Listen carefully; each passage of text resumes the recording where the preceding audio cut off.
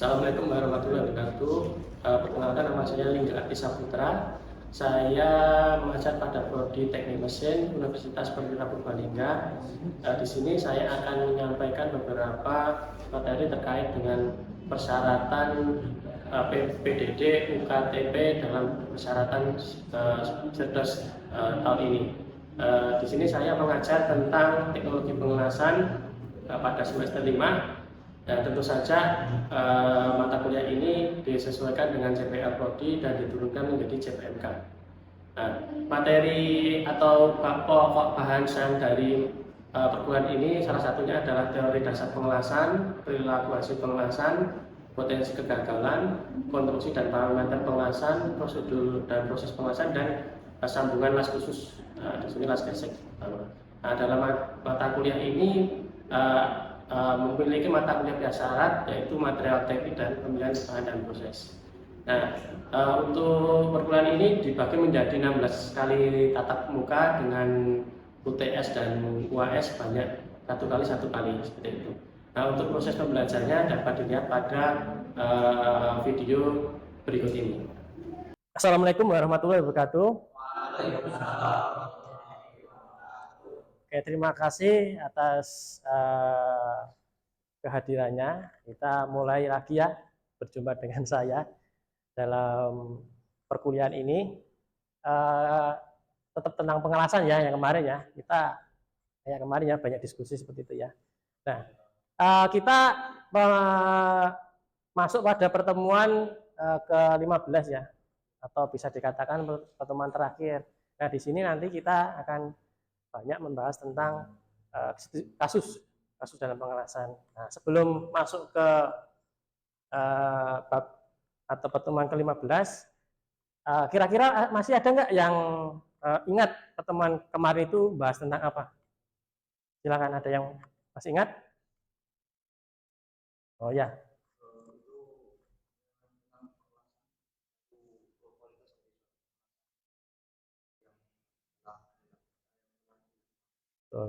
Ada lagi?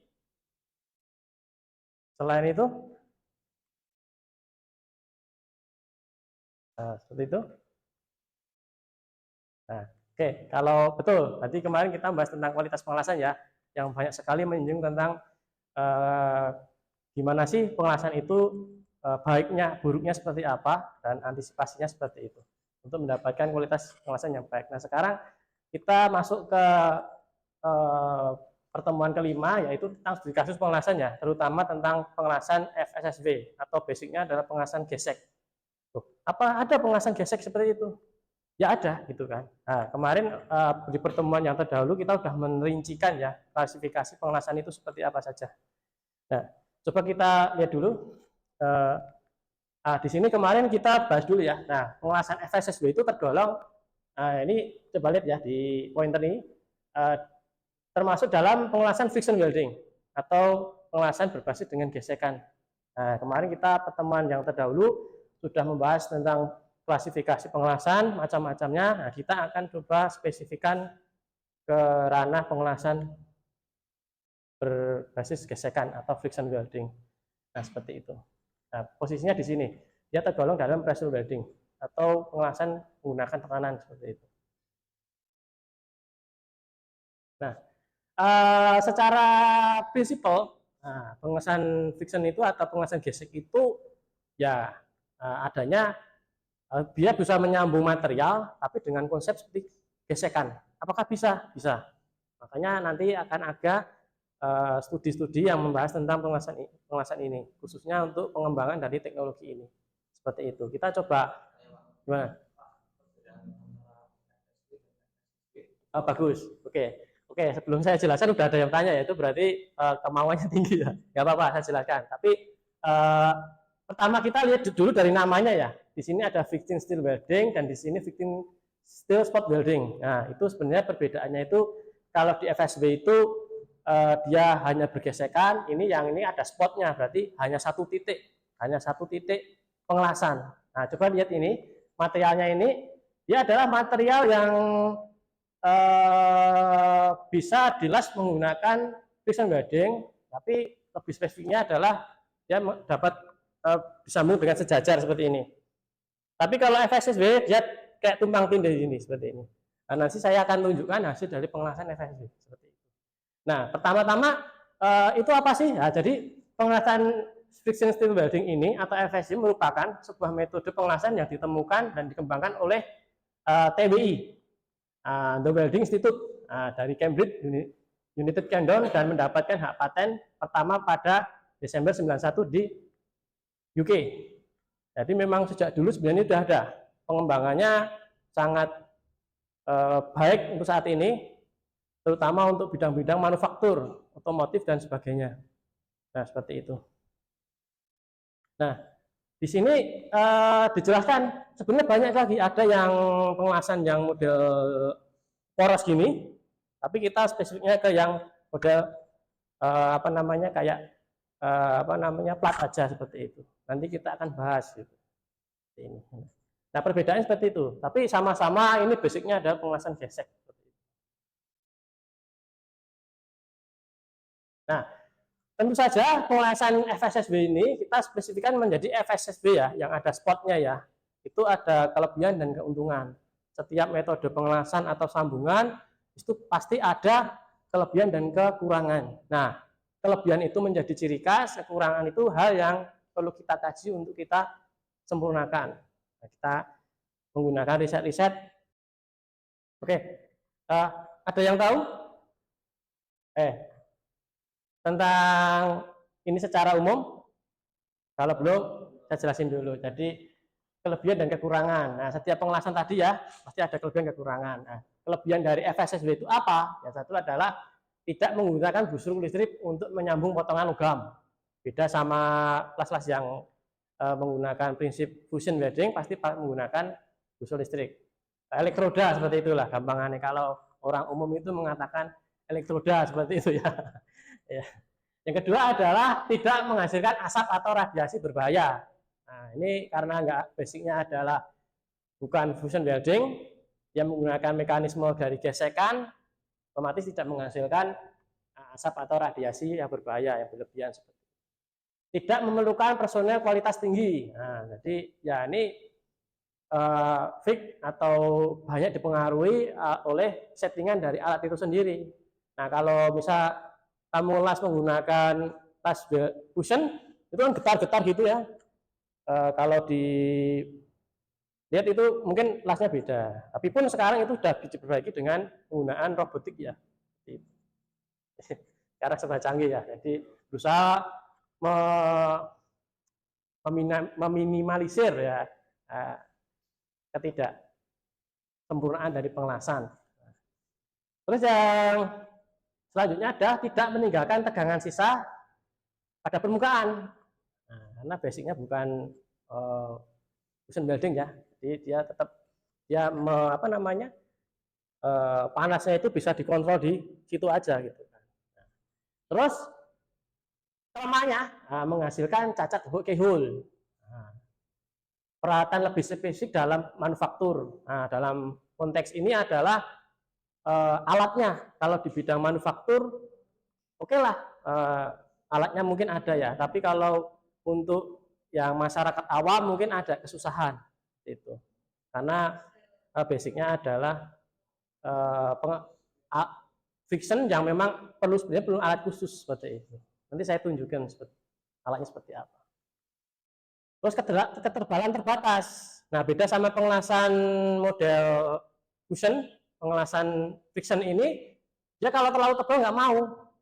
Nah, satu senti susah gitu, ya bisa tapi susah. Biasanya digunakan pada plat-plat yang tipis, aluminium atau polimer. Nah, sulit digunakan pada area sempit. Nah, mungkin di lekukan yang sangat dalam itu sangat susah dilakukan pengelasan. Karena untuk menjangkau di situ susah. Terus bahan dengan titik leleh rendah. Nah, karena dia hanya menggunakan prinsip gesekan, otomatis untuk material yang mempunyai titik leleh tinggi kayak besi atau stainless steel itu akan susah dilakukan penyambungan. Dari sini ada pertanyaan dulu? Ya, silakan. Pak, yang disebut dengan Oke, bagus sekali. Cacat keyhole. Nah, dari bahasanya aja lah, kunci dan lubang itu, lubang kunci itu kan. Jadi gini, cacat keyhole itu dia ini saya bawakan salah satu spesimen uji, kelihatan? Ini salah satu apa namanya hasil pengelasan FSSB. Nah, ini lubang ini dihasilkan karena adanya tool atau mekanisme dari FSS itu sendiri. Nah, toolnya seperti ini. Nah, salah satu ini saya punya banyak ya. Nanti bisa dilihat. Nah, ini spesimen atas dan bawah. Ini aluminium ya materialnya. Nah, ketika dia mau menyambung, ya prinsipnya seperti ini. Dia berputar, toolnya itu berputar, habis itu dia ditekan. Nah, karena tekanan dan putaran ini dan karena adanya gesekan dengan tool, maka pada spesimen dia menghasilkan cacat. Namanya cacat keyhole. Ini kelemahannya salah satunya ini. Sebenarnya kalau mau spesifik banyak, tapi saya tampilkan yang biasa dijumpai seperti itu. Nah, terus apakah ini nggak bisa diatasi? Bisa. Nah, ini salah satu inovasinya dengan menggunakan refill. Nah, nanti setelah dilas kayak gini, dia bisa ditutup menggunakan refill. Jadi menggunakan tool yang flatnya ini lebih besar. Jadi apa namanya lubangnya ini bisa ditutup dengan materialnya ini sendiri. Ini pada dasarnya kan volumenya sama ya, hanya dia melihat ke kanan ke kiri gitu ya. Nah, dia ditutup kembali ini loh. Jadi bisa tertutup dengan sempurna seperti itu. Ini bisa lihat ini. Nah, nanti bisa saya tunjukkan yang gambarnya seperti apa.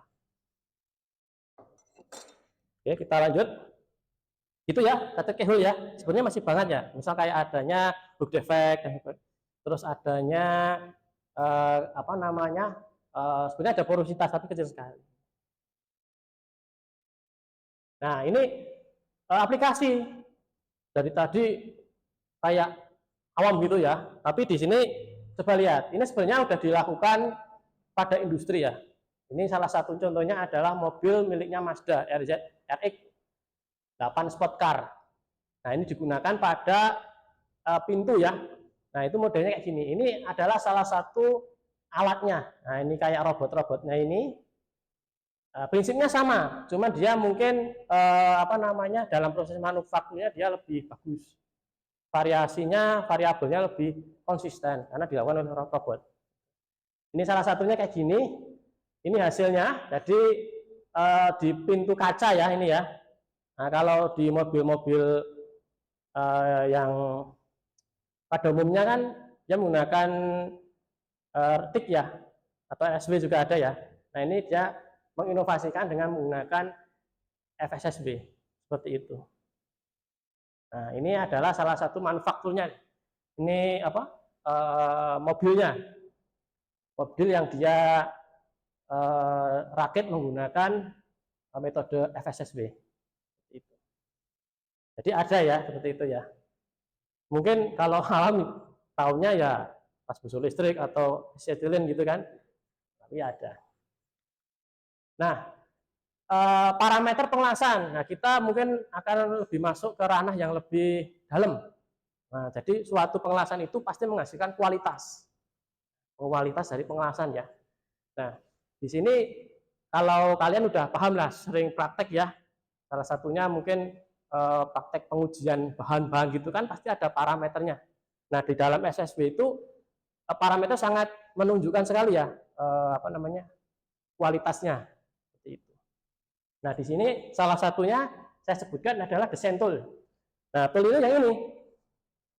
Nah, ini tool ya, bisa dilihat. Kalau dilihat nggak apa-apa. Ini salah satu jenis tool. Nah, coba dilihat. Biar tahu ya. Jadi kalian juga biar realnya biar tahu. Nah, contohnya ini, coba lihat kamu. Ini toolnya kayak gini. Nah, ini sekilas umum, tapi kalau lebih spesifiknya itu sangat banyak sekali desain tool. Nah, di sini dijelaskan desain tool ya. Nah, desain tool ini ya ini alatnya nih yang untuk apa namanya mengelas. Dia memutar gitu ya. Nah, seperti itu. Nah, macam-macam. Ada yang berbentuk silinder, pinless, ada yang menggunakan apa namanya, drat dan sebagainya, ulir dan sebagainya. Banyak sekali ini. Nah, terus yang selanjutnya adalah kecepatan rotasi tool.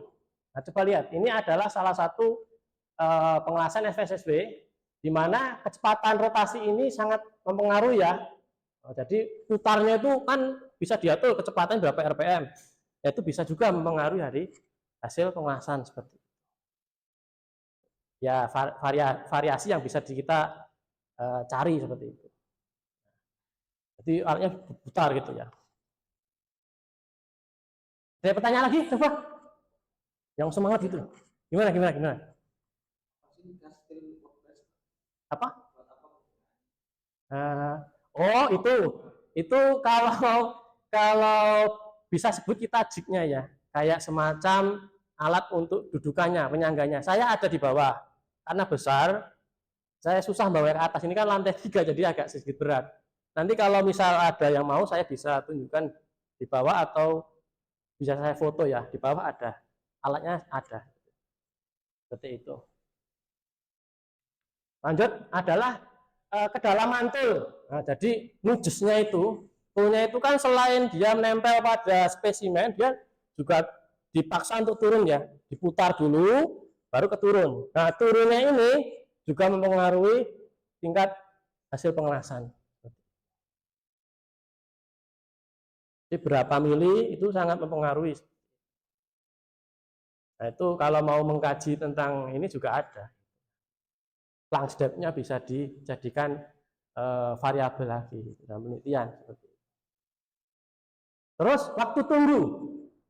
Waktu tunggu itu apa? Apa nunggu gini? Ya enggak. Waktu tunggu itu ketika tool itu sudah berputar ya di dalam spesimen sudah melakukan penetrasi. Jadi coba lihat langkahnya itu kan tadi. Nah, ini ada rotation. Nah, rotation ini yang kedua adalah ini apa namanya, penetration dan pengangkatan. Nah, waktu penetration ini ketika dia nempel sepenuhnya pada spesimen, dia diam di situ, dia berputar tapi diam, nggak diangkat naik atau turunkan, diam aja. Nah, toolnya itu yang kalian bawa itu diam, gitu. Nah, itu yang dinamakan waktu tunggu atau dwell time. Ya, seperti itu. Jadi dia dimasukkan, diputar, ditunggu dulu berapa detik, gitu. Gimana? Betul. Karena itu salah satunya akan mempengaruhi pada masukan panas di situ atau heat inputnya. Nah, semakin lama itu karena bergesekan terus, otomatis panas yang dihasilkan semakin banyak di area welded zone-nya, otomatis akan mempengaruhi kualitas dari hasil pengelasan. Nah, ini tadi ya salah satu spesimennya seperti ini ya. Jadi kalau mau melakukan pengujian itu harus ya seperti biasa lah, diberi standar dulu ya, STM berapa gitu kan. Habis itu kan sama ya, ini ya konsepnya sama ya. Nah, itu pasti ada keyhole dan spesimen atas dan bawah. Nah, seperti itu. Nah, ini adalah penampang atas. Penampang atas itu ya yang ini. Nah, yang bawah ini apa? Nah, itu ketika ini dibelah menjadi dua. Jadi ini dibelah menjadi dua, kayak gitu. Paham? Nah, ini dari arah samping ya, berarti ya. Ya, maaf. Ini dari samping ya, berarti ya. Gimana? Untuk pengaruh bahan material tambahan itu apa? Oh, tadi ya? Maaf. Betul. Jadi material tambahan itu bisa disisipkan di tengah, biasanya menggunakan filler atau interlayer. Pada salah satu artikel itu bisa menggunakan yang paling dominan itu ZN, zinc. Nah, seperti itu. Salah satunya untuk mengurangi apa namanya cacat hook. Jadi hook itu apa? Jadi yang namanya ini ya, hook ini nih. Kalau kurang jelas pakai ini. Jadi antara atas dan bawah itu enggak tersambung secara sempurna, pasti ada kayak retaknya. Nah, retak ini yang menghasilkan kerugian karena akan menjadi starting crack-nya kalau nggak ditambal. Nah, zat tambah itu digunakan untuk menutup itu, menutup hook-nya itu. Karena hook itu merugikan ya. Salah satu cacat pada FSSW. Ini ya, ini ada areanya seperti biasa. Waktu pengelasan pasti ada keyhole-nya, jadi lubangnya ini TMAZ, has dan BM base metal. Itu areanya. Nah, ini adalah salah satu hasil pengujian. Nah, jadi di dalam pengelasan ini FSSW itu bisa dilakukan berbagai pengujian. Saya tampilkan beberapa hasil pengujian ya. Ini salah satunya adalah pengujian Vickers atau kekerasan. Nah, areanya seperti ini. Kita lihat. Ya di penetrasi ya. Sudah paham ya, kemarin sudah praktek pengujian kekerasan juga ya, yang Vickers ya. Ini areanya yang biasa dilakukan pengujian. Ya kecenderungannya adalah berbentuk W atau W-shape. Nah, seperti itu. Karena ya butirnya itu akan terlihat jelas di sini. Nah, di sini. Nah, seperti itu. Dimulai dari stir zone, TMAZ, has sampai base metal. Nah, seperti itu. Pasti menghasilkan nilai kekerasan yang berbeda. Karena efek variabel yang tadi itu macam-macam. Nah, terus distribusi panas, ya dia menghasilkan panas ya, karena dia bergesekan pasti menghasilkan panas. Nah, itu jadi dia kalau dilihat secara perambatan panasnya, dia akan menghasilkan suhu yang bervariasi. Semakin ke tengah, yang merah ini adalah sumber panasnya, semakin panas di situ. Karena dia lebih dekat dengan titik frictionnya, gesekannya gitu. Seperti itu. Nah, ini salah satu hasil pengujian mikro ya, seperti biasa ya, waktu ngitsa ya. Jadi setiap zona itu memiliki karakteristik sendiri ya. Misal di stir zone, dia pasti memiliki butiran yang lebih halus. Semakin ke keluar atau ke base metal, dia semakin kasar seperti itu. Seperti itu. Di sini ada beberapa kriteria. Jadi B ini adalah perbesaran dari ini. Di sininya ini, paham? Nah, C pun perbesaran. Jadi area C ini diperbesar lagi di sini gitu. Ya kayak uji mikro lah, perbagian-bagian seperti itu. Nah, oke. Kesimpulan ya, tapi sebelumnya ada pertanyaan dulu nggak? Tentang FSSB ini? Silakan. Apakah dari FSSW ini dapat bertahan lama? Bertahan lama. Oh, hasil sambungannya. Oke. Oh, itu pertanyaan bagus ya. Kalau hasil pengujian itu atau pengelasan FSSB itu, itu tadi pentingnya melakukan riset ya. Ini salah satu riset yang bisa dilakukan adalah FSSB ya. Kalau bertahan lamanya itu tergantung pengujiannya. Biasanya kalau untuk pengujian kayak gini kan banyak sekali ya. Ada pengujian standar lah, tarik, keras, mungkin fatigue atau korosi, tergantung maunya seperti apa. Nah, dari kekurangan itu coba dimaksimalkan. Kalau pengelasan itu maksimal berarti benda yang kita buat atau barang yang kita sambung itu semakin awet gitu loh ya. Prinsipnya seperti itu.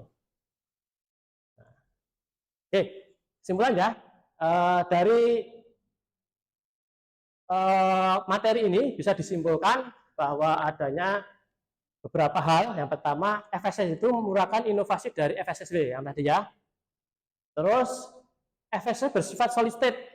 Nah, solid state itu dia disambung pada dapat menyambung pada di bawah titik leleh material ini. Jadi dia nggak harus meleleh dulu, tapi bisa sambung. Terus keuntungan variasi pengelasan. Nah, variasi pengelasan itu dia lebih bisa dikontrol karena banyak menggunakan alat bantu maksudnya. Terus studi kasus pengelasan FSSW. Nah, ini berkaitan dengan riset ya. Ini salah satu riset yang cukup bagus, bisa dikembangkan. Saat kalian mau riset tentang FSSW, nggak apa-apa, nggak masalah itu kan. baguslah, masih ada variabel atau variasi yang masih bisa kembangkan seperti itu.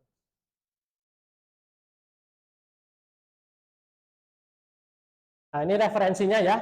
Beberapa itu saya ambilkan dari jurnal penelitian, jadi tidak semua dari buku, tapi dari jurnal berkaitan dengan pengujian tadi ya.